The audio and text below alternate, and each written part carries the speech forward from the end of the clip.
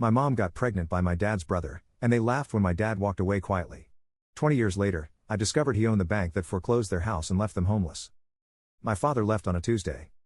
I know it was a Tuesday because I was 7 years old and Tuesdays were the days my father made pancakes before school. Not the boxed kind. Real ones. He had a cast iron skillet that lived on the back burner and he'd been using it since before I was born. That Tuesday morning he made the pancakes. Set them in front of me. Sat across the table and watched me eat. Asked about my spelling test. Listened to my answer. Then he drove me to school.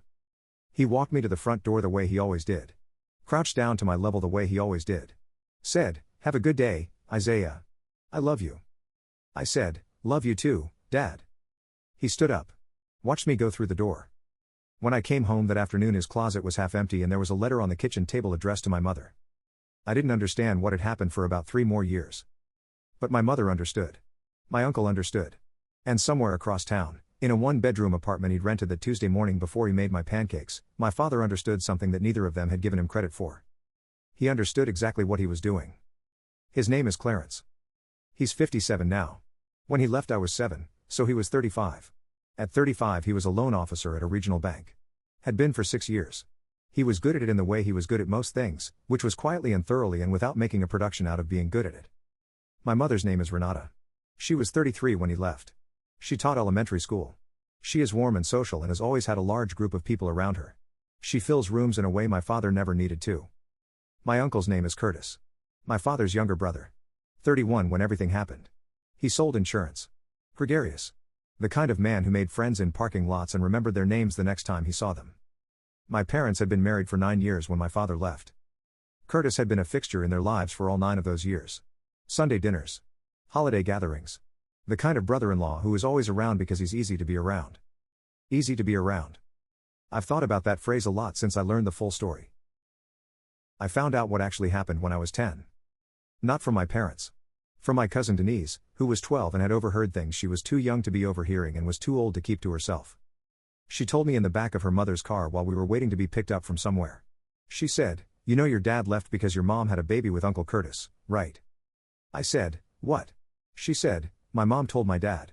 Your mom got pregnant by Uncle Curtis and your dad found out and that's why he left." I sat with that for the rest of the car ride. I went home and looked at my sister. Her name is Portia. She was 4 when our father left. She had my mother's eyes and a specific way of tilting her head when she was thinking that I had seen somewhere before and could now place exactly. She was 3 years old when my father made his last Tuesday pancakes and crouched at my school door and said "I love you." 3 years old and already the answer to a question my father had been given the hard way. I never told Portia what Denise told me. I never asked my mother about it. I never said a word. I just folded it away and added it to the growing file in my head labeled things in this family that do not get discussed. My father had visitation every other weekend and every other holiday. He picked me up on Friday evenings. Dropped me off Sunday nights. He was never late for either. He had a 2-bedroom apartment the first 3 years. Then a small house. Then a larger house. His living situation upgraded on a timeline I noticed without understanding. What we did on weekends, he cooked. We watched games. He took me to a driving range when I was 10 and didn't stop taking me until I was decent. He attended every school event I told him about. Every single one. Spelling bees. Science fairs. The play where I had 4 lines and forgot 2 of them. He was in the audience for all of it. He never said anything bad about my mother in front of me. Not once. Not when I was 7. Not when I was 17 and going through a phase of pushing everyone away and being unfair to him specifically. Not once. No editorials. No sighing. No the way things were framed so I understood who the injured party was. He just showed up. Every other Friday. Every play. Every driving range session. I did not understand what that kind of discipline required of him until much later. Curtis and my mother. They got together officially about 8 months after my father left. I know this because the timeline was eventually reconstructible from things people said over the years. They moved in together when I was 9. Into a house in a neighborhood about 20 minutes from where I'd grown up. A nice house. 3 bedrooms. Yard with a fence. Curtis had been doing well in insurance by then. My mother was still teaching. Portia grew up in that house thinking Curtis was her father. He was the one who was there. He did the things fathers do. I'm not going to pretend otherwise. What I will tell you is what I learned much later about the dynamic between Curtis and my mother and my father. The specific texture of it. How they talked about him when they thought I wasn't paying attention. I was always paying attention. Curtis called my father careful in a tone that made it sound like an insult. Said he never knew how to just live. Said everything was a plan with Clarence. Said that wasn't a way to be. My mother said similar things differently. Said my father was too controlled. Too methodical. That she had always felt like a variable in his spreadsheet instead of a person he loved. Said Curtis was present in a way Clarence never was. I stored all of it. At 12 I started understanding that what they were describing as flaws were actually the precise qualities my father was applying, right then, to whatever he was building on the other side of the divorce. At 15 I started understanding that those qualities scared them. That was why they laughed when he left. He left quietly. That's the part that apparently required commentary. He didn't make a scene. Didn't confront Curtis. Didn't call family members. Didn't tell their friend group a version of events that would position him as the wronged party and build him a constituency. He packed half his closet. Left a letter. Left on a Tuesday. Curtis called it weak. I heard that once at a family gathering when I was 13. Curtis was talking to a relative and he said, "You know, Clarence just walked. Didn't say a word to me. Didn't want to deal with it like a man. Just walked." The relative said, "Some people don't know how to fight." Curtis said, "Exactly." I was around the corner of that conversation. I don't think either of them knew I was there. I thought about that exchange for a long time afterward. The specific framing. Just walked. Didn't want to deal with it. As if the confrontation would have been the point. As if screaming was the thing that would have made it real. As if my father's silence was weakness instead of something else entirely. I was 16 when I decided it was something else entirely. I just didn't know what yet. My father and I talked about it once. I was 19. Home from my first year of college. We were at his kitchen table on a Sunday evening. He'd made dinner. Something he'd been experimenting with. He was always experimenting with something. A new recipe. A new skill. A new book. He had a quality of perpetual forward motion that I'd inherited enough of to recognize it when I saw it in him. I said, "Can I ask you something?" He said, "You can always ask me something." I said, "When you found out about Mom and Curtis, what did you feel?" He was quiet for a moment. Then he said, "What made you ask tonight?" I said, "I've been thinking about it. About how you left. Without saying anything to anyone. I always wondered what was going through your head." He said, "I felt a lot of things. I felt hurt and angry and a lot of other words I don't need to go into. But what I felt most clearly was certain." I said, "Certain about what?" He said, "That I knew exactly what my next move was. And that making noise wasn't it." I said, "What was your next move?" He looked at me for a moment. He said, "I was 35 years old with 6 years of banking experience and very clear ideas about where the industry was going. I had been planning something before any of this happened. Your mother leaving me for my brother didn't change what I was planning. It just clarified how much I had to lose by hesitating." I said, "So you just left and went and built something?" He said, "I left and went and built something." He passed me the bread. We didn't talk about it again for 8 years. What my father built. I'm going to tell you this part carefully because it matters that you understand the timeline. This wasn't something he did in response to what happened. He'd been laying the groundwork before. What happened just removed the last reason to stay still. At 35 he left. He was a loan officer with 6 years of institutional experience and a specific understanding of where regional banking was consolidating. He had saved carefully. He had relationships. He had a plan he'd been working toward for 2 years that had been moving slowly because he'd been trying to balance it against a marriage that was already, he has told me since, something he sensed was not what it appeared to be. He moved fast when he left. Within a year he had a partnership stake in a small community lending institution in the city. Not a large bank. Not a headline. A quiet, functional, well-run institution that served a specific market that the larger banks were pulling back from. He built it the way he built everything. Carefully. Thoroughly. Without announcing it. By the time I was 15 he was a majority owner. By the time I was 19, sitting at his kitchen table asking about his next move, he had expanded the institution twice and was in the middle of a third expansion into an adjacent market. I knew he worked in banking. I knew he owned something. I did not understand the full picture until I was 27 and joined him at the firm and started understanding the scale of what he'd constructed in the 20 years since a Tuesday morning when he made pancakes and walked me to the door and said, "I love you." The foreclosure. I found out about it the way I found out about most important things in my life. Not dramatically. Not in a moment designed for revelation. Just information, arriving in the middle of an ordinary day. I was 27. 8 months into working at my father's firm. I was in the loan review department, learning the portfolio from the bottom up. My father insisted on this. Said the only way to understand what you're building is to understand each piece of it. I was reviewing a file. Residential property. Foreclosure proceeding initiated after sustained delinquency. Standard documentation. Property address. I read the address. I read it again. It was the house. The one Curtis and my mother had moved into when I was 9. The 3-bedroom with the yard and the fence. I sat with that file in my hands for about a minute. Then I pulled the full record. The mortgage had originated 11 years prior at a different institution. Refinanced 6 years ago. The refinancing had come through our firm. Meaning my father's institution had reviewed the application, approved the terms, held the note. For 6 years he had held the mortgage on the house where Curtis and my mother lived. For 6 years. And when they fell behind on payments, not once, not a grace period situation, but a sustained 18-month delinquency with documented notices and multiple opportunities to cure, the institution had proceeded with foreclosure per its standard process. Per its standard process. I put the file down. Walked to my father's office. Knocked. He said, "Come in."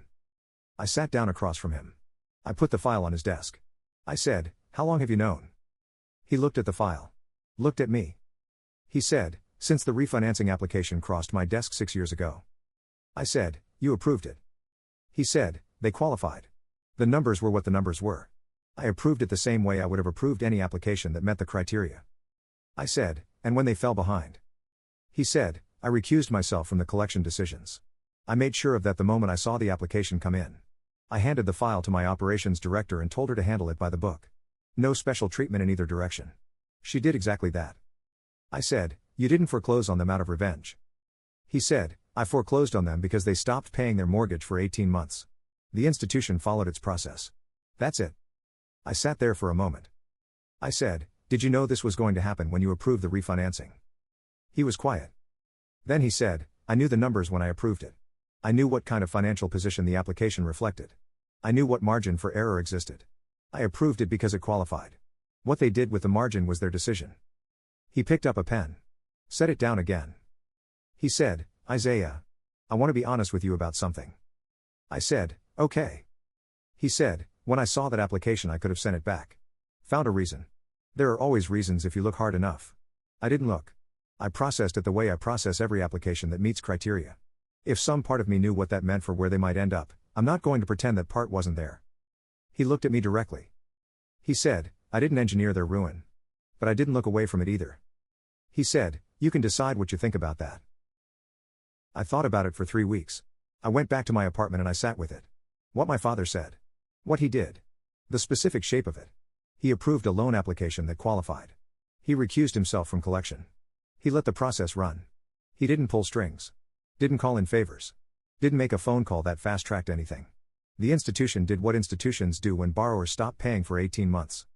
He just happened to be the institution. I thought about Tuesday mornings. Pancakes in a cast iron skillet. Crouched at my school door. "I love you, Isaiah." I thought about Curtis saying just walked. Didn't want to deal with it like a man. I thought about every other Friday pickup. Every spelling bee. Every driving range session. The 19-year-old version of me at his kitchen table asking what his next move was and him saying I left and went and built something. I thought about 20 years of building something. 20 years of showing up every other Friday. 20 years of no editorials about my mother. 20 years of pancakes on the weekends I was there, cast iron skillet, real ones, because that's just what he did. And at the end of those 20 years the institution he built held the mortgage on the house where the people who laughed when he left had been living. And when they stopped paying, the institution did what it does. I called my father at the end of 3 weeks. I said, "I've thought about it." He said, "And?" I said, "I think you're the most patient man I've ever known." He was quiet for a moment. Then he said, "Come to dinner Sunday. I'm trying a new recipe." What happened to Curtis and my mother? The foreclosure completed in the standard timeline. They were given the standard notices, the standard periods to cure, the standard legal process that exists for exactly this situation. They did not cure. They vacated the property 18 months ago. Curtis called me twice during the foreclosure process. I didn't answer the first time.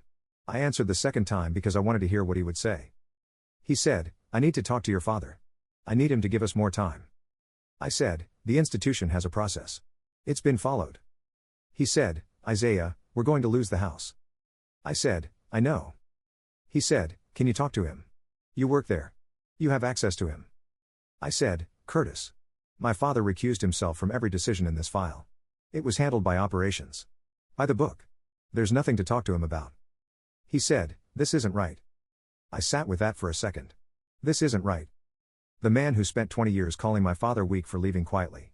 The man who told his relative at a family gathering that Clarence just walked because he didn't know how to deal with it like a man. This isn't right. I said, "I'll let you go, Curtis." I hung up. My mother called my father directly. I know this because he told me. Not in a gossipy way. Just as information. He said, Renata called. I said, what did she say? He said, she asked me to intervene. Said she understood why I might feel that I was owed something but that this wasn't the way to collect it. I said, what did you tell her? He said, I told her I had no role in the foreclosure decisions and that the process was standard and that if she had concerns about the institution's handling of the file she was welcome to submit a written complaint to the operations director. I said, you gave her the operations director's email. He said, I did. I said, did she email her? He said, she did not. He poured more coffee. Asked me the pot. He said, she also said she hoped I understood that Portia was my daughter in every way that mattered. That she was sorry about how things happened. I said, what did you say to that? He said, I said I appreciated her saying it. And then I said goodbye. He said it the way he says most things. Levelly. Without audible weight. But I know my father. I know what it took him to say I appreciated her saying it and mean it. To receive something 20 years late and still treat it with decency. That's who he is. That's always been who he is. Portia. My sister is 26 now. She knows about her biological father. She found out at 19, similar to how I found out about her, through a cousin, through overheard things, through the piecing together that happens when a family has kept something for a long time and starts to leak at the edges. She called me when she found out. She was angry and confused and she cried on the phone for an hour. I listened. I told her what I knew. I told her who our father was and how he had always shown up and why I believed what I believed about him. She met him for the first time when she was 20. It was at my apartment. Dinner I made. I'd told him she wanted to meet him and he said he'd been hoping for that for a long time. He came with a card and flowers and an expression of complete openness that I've only ever seen him wear when he's prepared himself carefully for something. She walked in. They stood in my living room. She said, I have your eyes. He said, you do. They talked for 3 hours. I made food and largely stayed out of the way. By the end of the evening she was showing him something on her phone and he was laughing and she was laughing. She calls him on Sundays now. He makes pancakes when she visits. Real ones. Cast iron skillet. Same one from when I was 7. Curtis and my mother are renting a 2-bedroom in a complex on the east side of the city. The house with the yard and the fence is occupied by a family who made their payments. The peach tree my mother planted in the backyard is someone else's peach tree now. Curtis is still selling insurance. My mother retired from teaching last year. They're together. I'll say that. 20 years later they're still together. I don't have contempt for them. I want to be honest about that. I've moved through enough of this story to be on the other side of contempt. What I have is clarity. I have clarity about what they chose and what it cost and what they built on what they chose and where that building eventually landed them. I have clarity about my father and what he chose and what it cost him and what he built and where his building has taken him. I'm not a judge.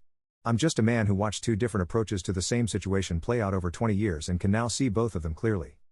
One of them made noise when they thought they were winning. One of them made pancakes and went to work. My father told me one more thing. Last spring. We were on the back porch of his house. It's a good house. He built it in his 50s after years in the apartments and the smaller places. He designed elements of it himself. Every repair he knows the history of. The kind of house a man builds when he's been thinking for 20 years about what he actually wants. He said, can I tell you something about that Tuesday? I said, yes.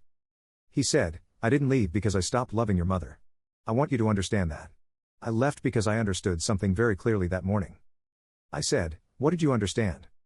He said, that the kind of man I was going to become needed room. That I couldn't become him inside a situation built on that particular foundation. That some structures have to come down before you can build the right thing.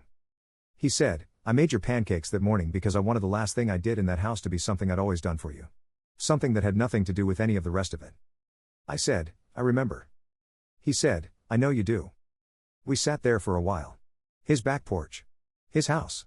The yard he designed. I thought about a 7-year-old at a school door being told I love you by a man who crouched down to say it right. I thought about 20 years. I thought about a Tuesday. He didn't leave because he couldn't handle it. He left because he understood exactly what he was building next. And he needed quiet to build it. The thing about quiet men. The world doesn't know what to do with them.